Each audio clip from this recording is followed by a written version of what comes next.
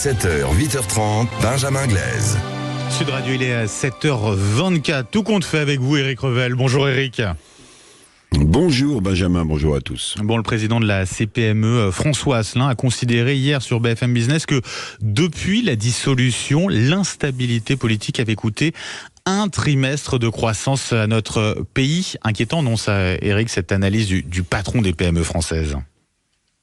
Ah oui, la petite phrase a marqué les esprits. Un trimestre de croissance perdu à cause de quoi? À cause de l'instabilité, du manque de lisibilité politique, évidemment, en attendant le second tour des élections législatives. Alors François Asselin, il appelle ça l'homme invisible. L'homme invisible, et en fait, c'est la confiance. Vous savez, la confiance, elle n'est pas matérialisée, mais sans confiance, en fait, il se passe pas grand-chose. Et pour lui, depuis le début de cette parenthèse politique, les patrons de PME ont tout simplement mis la confiance entre parenthèses et donc ils ont appuyé sur le bouton pause en matière d'investissement et en matière d'emploi.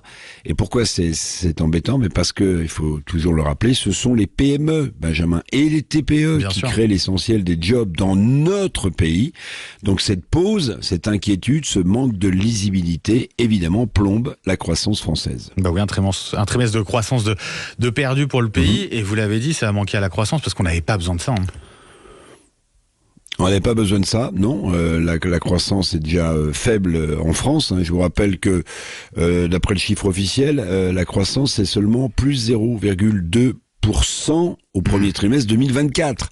Pour l'ensemble de l'année, si je regarde les prévisions de la Banque de France, c'est plus 0,8%. 0,8, c'est même pas 1%, donc c'est vraiment l'épaisseur du trait. Or, évidemment, le prochain gouvernement sera, alors s'il est technique ou sans majorité stable, ce sera évidemment déterminant, mais pas de quoi rassurer les milieux économiques et replacer la confiance, carburant de la croissance, vous l'avez compris, au centre du jeu. On parle du patron de la CPME, patron des petites et moyennes entreprises. Comment il juge les programmes économiques, que ce soit du nouveau Front Populaire ou encore du RN? Il va pas avec le dos de la cuillère, François Asselin. Sur le programme du nouveau Front Populaire, il estime qu'il est effrayant. Le choix pour lui reste à faire entre celui du RN, qui est perfectible, et celui d'une coalition improbable, dit-il, de centre-gauche.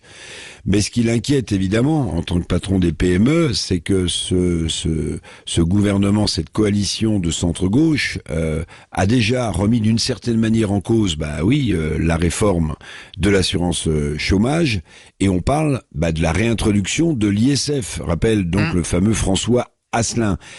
Bref, le programme économique du RN paraît faire moins peur au patronat CPE ou MEDEF. On avait entendu Patrick Martin, le patron du MEDEF, en parler, que celui du nouveau Front Populaire.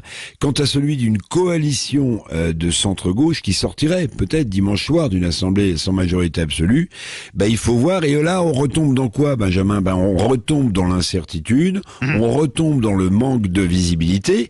Et il faut rappeler quand même une chose, c'est que les marchés financiers vont peut-être finir par nous sanctionner. Ce sont les marchés financiers qui nous prêtent, vous savez, de l'argent pour financer notre colossale dette, la dette française, ne l'oublions pas. Elle est entre les mains majoritairement de prêteurs étrangers et non pas français.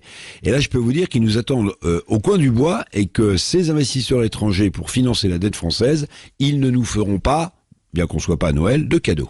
Oui, tout compte fait, cette inquiétude. D'où l'importance, très clairement, encore une fois, de ce second tour des législatives dimanche. Tout compte fait. Merci beaucoup, Éric Revel. Merci à vous. Merci, Benjamin.